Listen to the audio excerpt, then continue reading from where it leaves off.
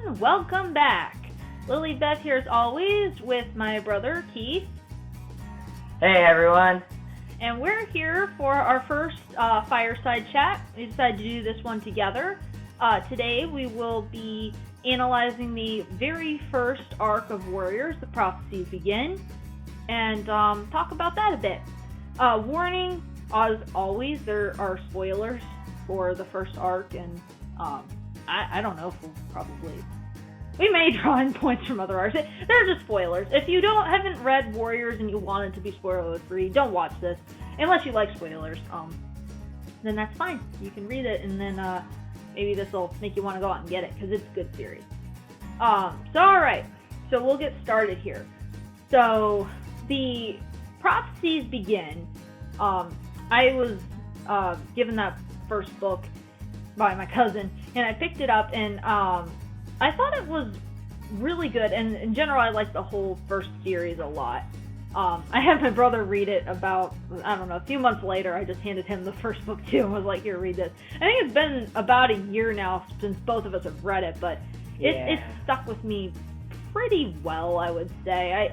I really enjoyed it.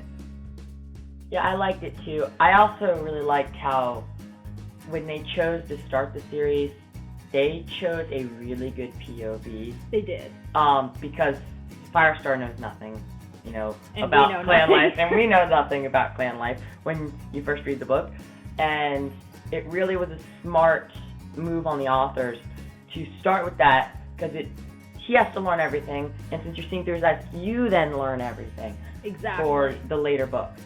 And yeah, starting with a kitty pet was a really good idea.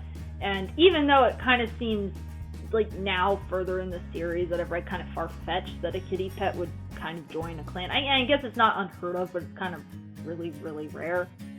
And especially a kitty pet leader.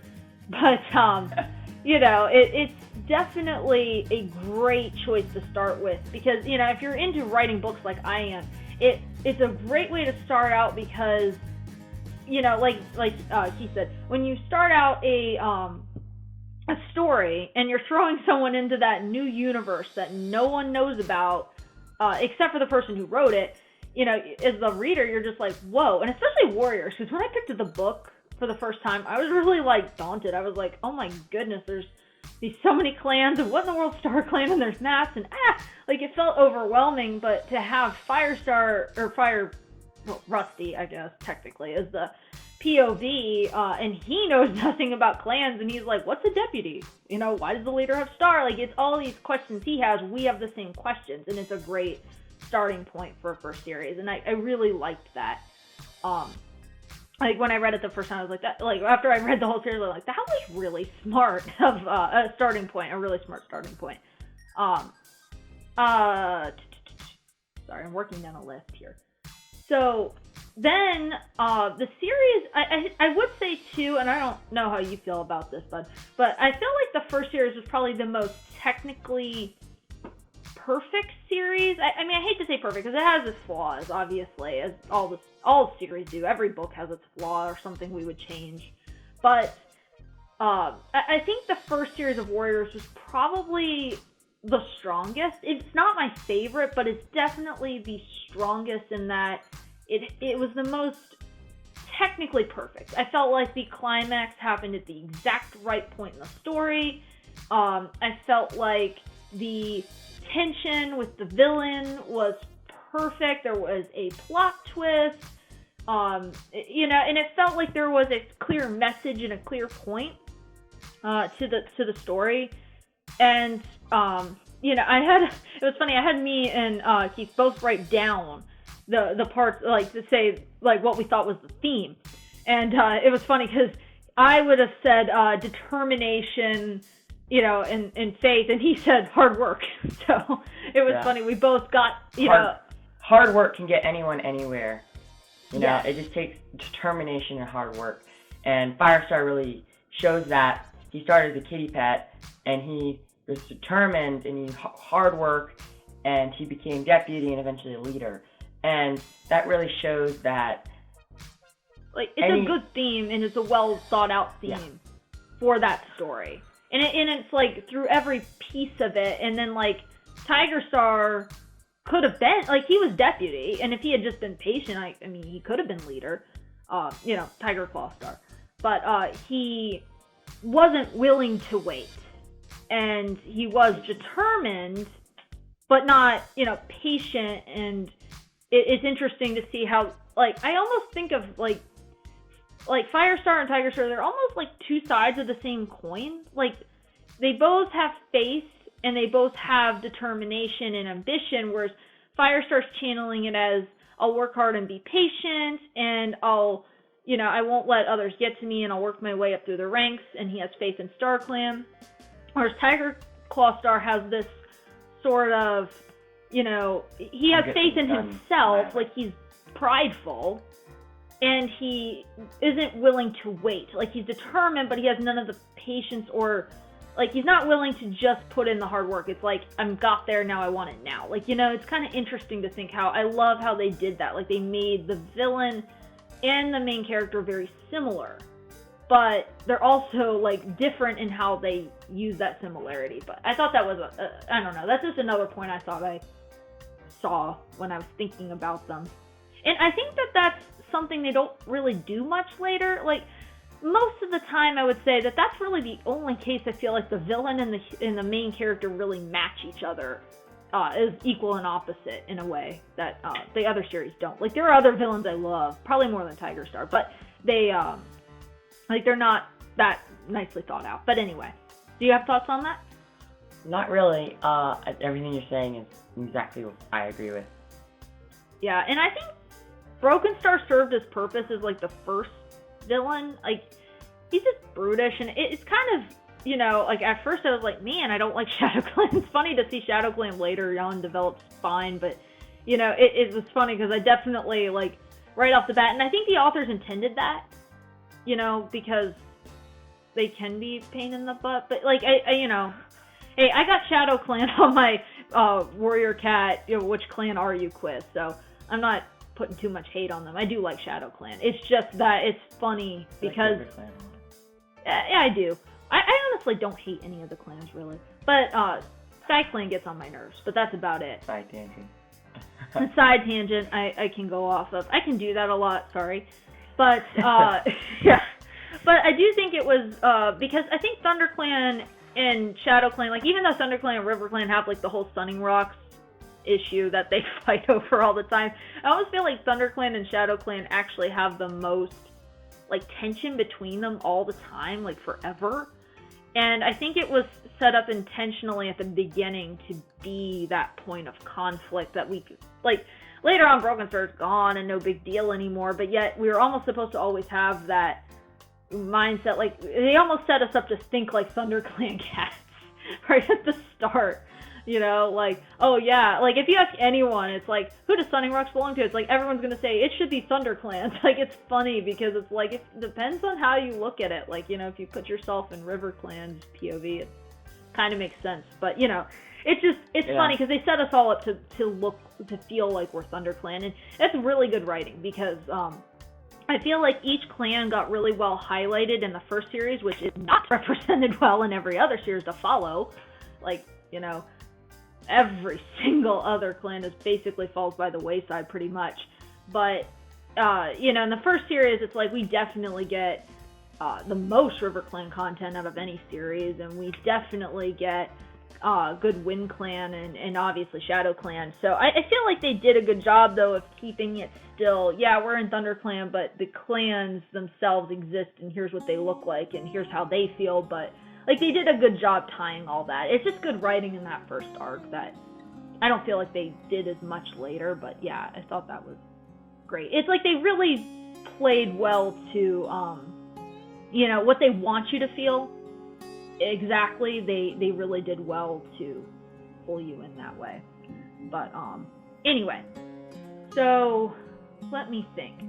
So then, like, the series chugs on. I felt like every death I saw coming. What did you think? See, I feel like some people tell me differently on this, but, like when, I think it's, like, I didn't see Silverstream, I guess. Like, I kind of saw it coming because I was like, oh boy, this will be like some kind of tragic love. And it was. I didn't necessarily expect to see her die in childbirth. I almost thought maybe she'd die, like, before. And I was really scared Cinderpelt would die, but then it felt like they set her up too much to die. But then again, it was a brutal series, so I was like, maybe, I don't know. But I really loved Cinderpelt. She was a great, great cat. She deserves a novella. Seriously. Why? Why did that not happen? Yeah. But, yeah, I really love that, but I would like to use her for a character corner, so I will skip over that.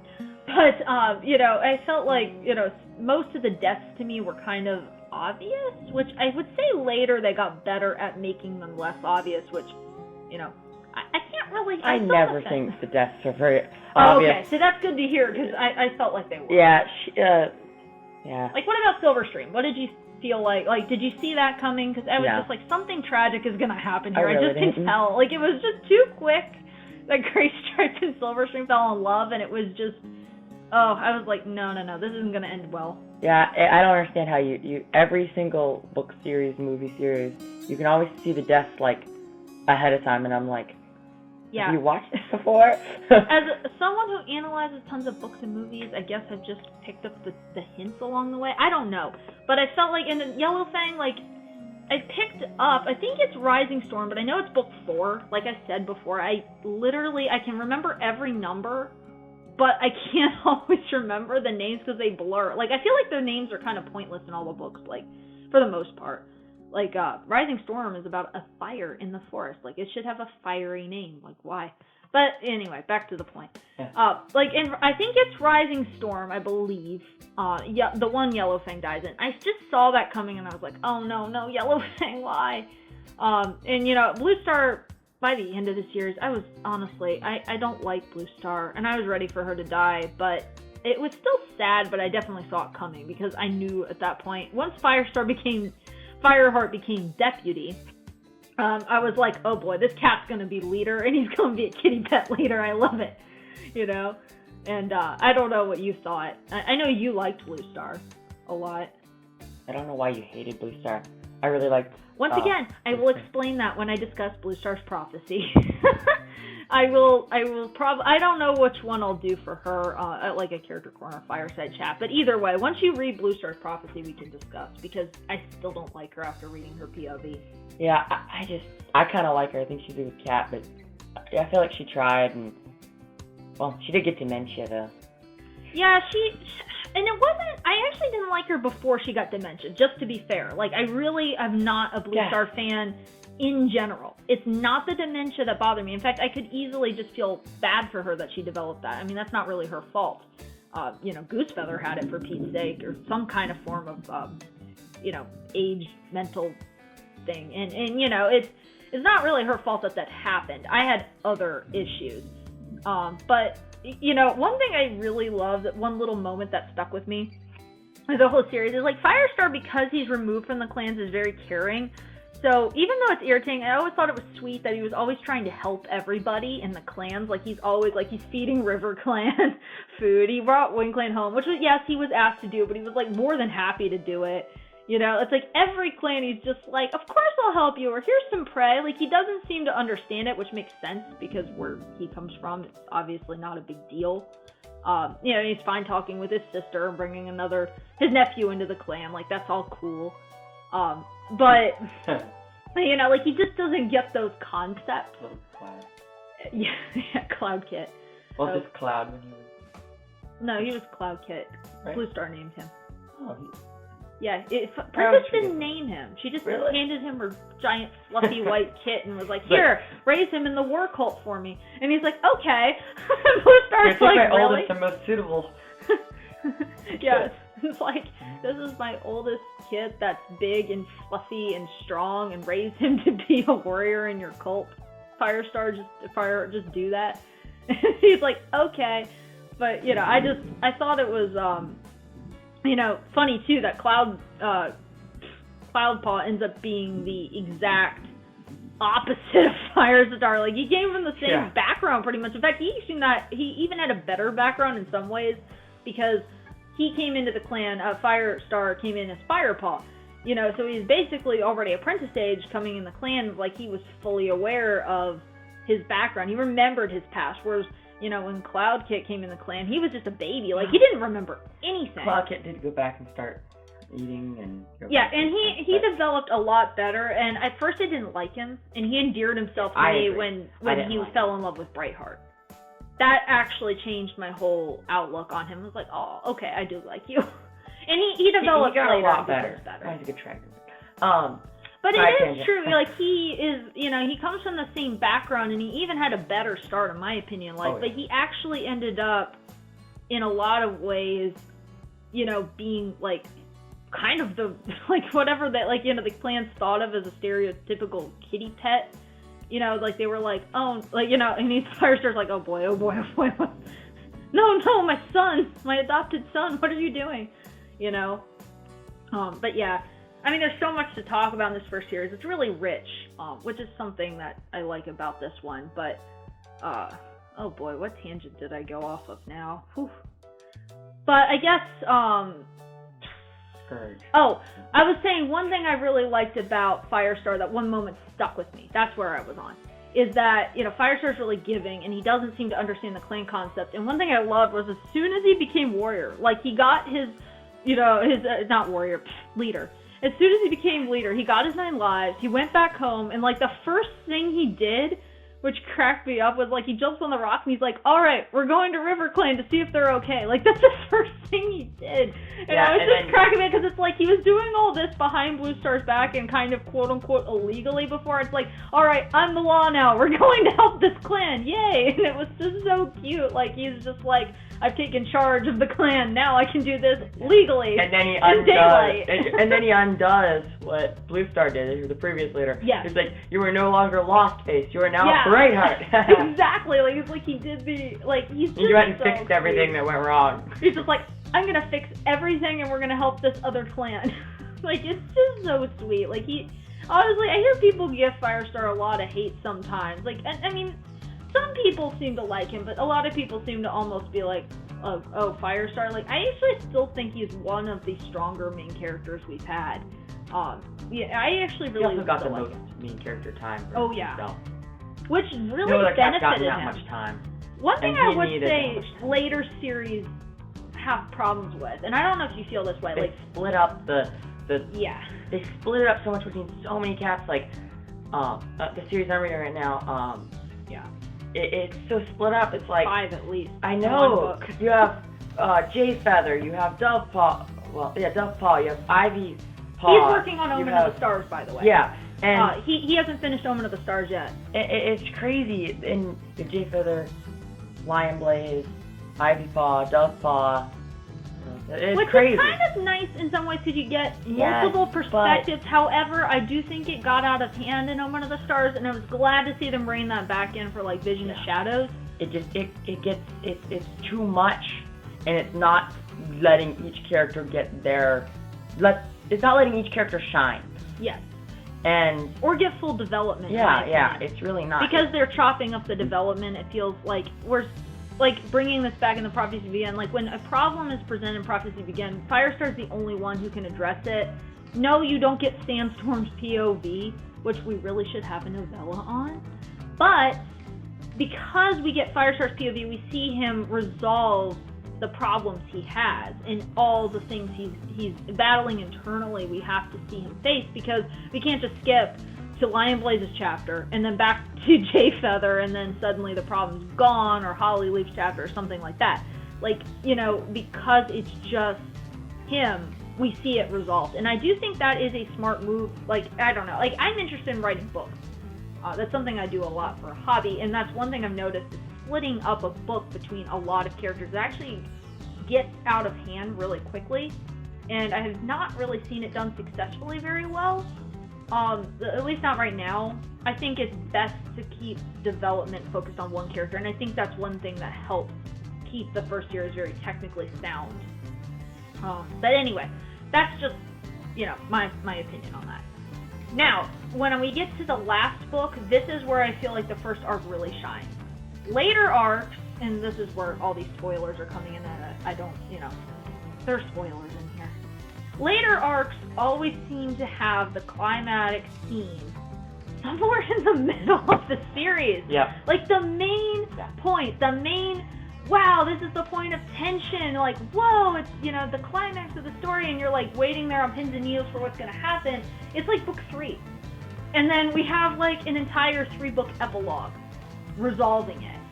And that's, yes, I read it, but it's really not the best thing to do. And of course, I love arcs, but like Vision of Shadows really suffers from that. Like, Shadow Sky was great, the book 3. It was wonderful, but then every book after that was basically just a giant 3 books of giant epilogue, which is, I read it, it's cool, it's still a great series, I recommend it highly, but the first series benefits because we get tension through the whole thing. We get, Tiger Star is revealed to be the villain in Forest of Secrets book 3 of the Prophecies Begin, and then he gets exiled, and you're like, of course I was like, Blue Star, just kill him, just do it. She doesn't, which made me mad, but because I was reading that without knowing anything else at that point either, so I was like, no, Blue Star, don't do that. But and it's like, oh my, he's exiled, he's coming back, ooh, what's he gonna do? And then there's a fire that distracts us for a whole book, but it's like, Tiger Star's still there and he's still brewing in the background, and then when he brings the dogs to camp in book 5, it's like, oh, it's building more, and then Blue Star dies, and you're like, oh great, it's leader to, it's gonna be Tiger Star versus Firestar. It's like, oh yeah, it's like, leader to leader, and then the big plot twist that I think really did so well to this series. Like, there are minor plot twists in other arcs for sure, but this one was like, I literally was dumbfounded when Tiger Star comes out with this little, scrappy alley cat, and then just gets gutted completely and dies. And then Scourge is just standing there kind of like, I might take over the forest. I was like, what just happened? And the Firestar's like, great, now we got a different villain. Like, come on, we've already had 3 villains in this arc at least. Can't we just have a break? Can't we just finish with this, and then we can have peace in the clan? But like, the author, no. No, you cannot. But it was too so boring. cool Come on. because I was all ready, honestly. I was completely ready to see a Tiger Star Firestar showdown. I was completely ready for it. I was excited for it. However, having that plot twist invested me all the more because I was suddenly like, whoa. And then I even thought later, it's kind of interesting too that they, like, Firestar and Tiger Star, their conflicts resolved later, for sure. But they kind of delay it, and I think it was a good thing. Like, Firestar is, like, he was a kitty pet, but he becomes a clan cat, and he has faith in Star Clan, and then Scourge is this kitty pet who became like an alley cat, and spoilers too, that's Firestar's half-brother, which is really weird. Wait, Scourge? Yeah, you didn't know that?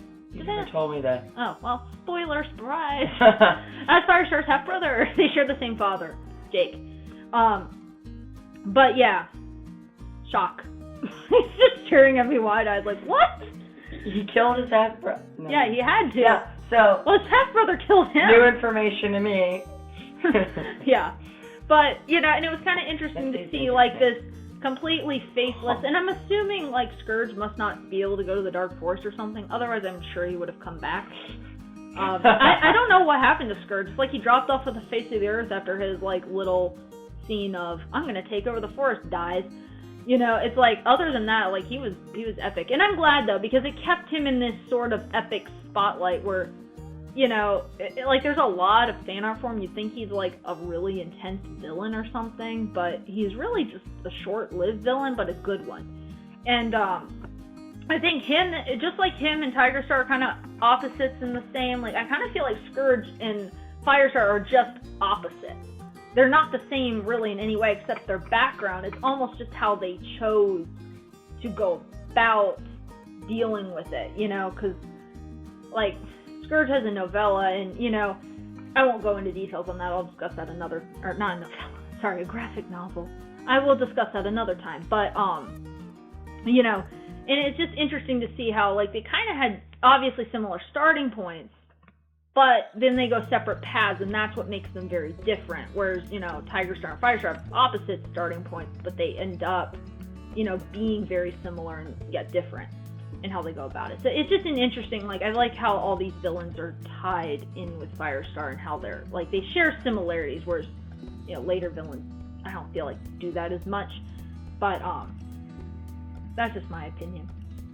But yeah, and I really love the plot twist, and then it was just so cool, seeing the whole, the conclusion happens right at the end there, and that was a really good way to end an arc, because the whole time you've got the tension building, and there's parts to that building tension, and then it's resolved, very quickly at the end, whereas I think when you have a 3-book epilogue, it's that's probably not the best way to go about it, but, nothing bad on the other cast books, it's just, I think that the first arc was the more technically perfect arc in that it did that.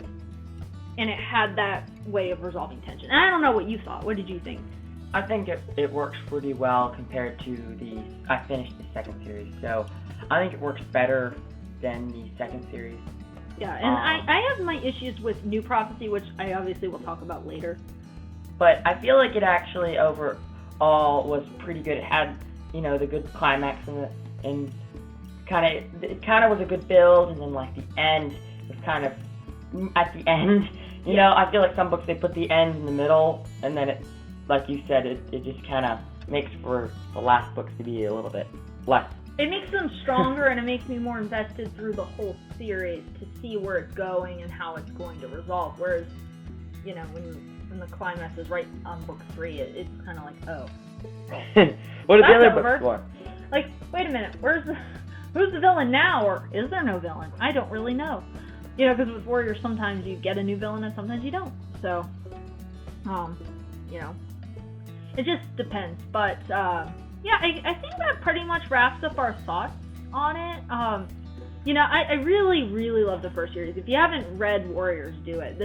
Especially the first series. Even if you just want to casually read the first series. Instead, I was into the first book thinking, I'll just read the first series, and then now I literally own every book. Because I'm just that way. But, even if you just want to casually read the first series, it's a really, really good series. And if you're writing, if you're kind of like me where I write books as a hobby, at least right now, and I eventually want to write books professionally, it's a really good way to kind of take pointers for a good kids series, but yet a really well done kids series. It's got mistakes. I mean, there are things I would, I'm but it really, mostly, this series is good. I definitely would say the issues with the first series are minute compared to other series, which I want to get to later. When you're done talking, I think, right, you and I can talk about New Prophecy and Tower of 3, obviously. But, once you're done with Omen of the Stars, we'll talk about that. I've got other things to talk about, so we can just do these together as you finish them. Which is good. Yeah, I think that'll work pretty well. Yeah, and I can talk about the super editions later too, because I don't like Blue Star. Sorry about that. I haven't read any of the super editions, graphic novels. Yeah, we'll get those. I haven't read any of those yet. I'm hoping to after this series, because it'd be nice to be able to see some background on different characters and get different points of view from different clans and different stuff like that. So I think that'll be really nice to be able to see. Well, the good news is, with Omen of the Stars, you'll get a different clan POV in there. It's short, but yes, you will. So that's good. I definitely think that's a strength that they did build on later in the series, was switching around the clans a bit, which I did appreciate. I think it's good to have more perspectives, and I honestly think it doesn't matter all that much if the main characters actually know each other. Just like I think it doesn't really matter if you have 3 characters or 1. I think having 1 is sometimes better. But Power 3 I think does okay with just 3. But yet I think Omen of the Stars suffers. It's just, those are things we can talk about later in later episodes. But, basically, that's all my thoughts on the first series. And I hope this was enjoyable. And see you guys later. Bye!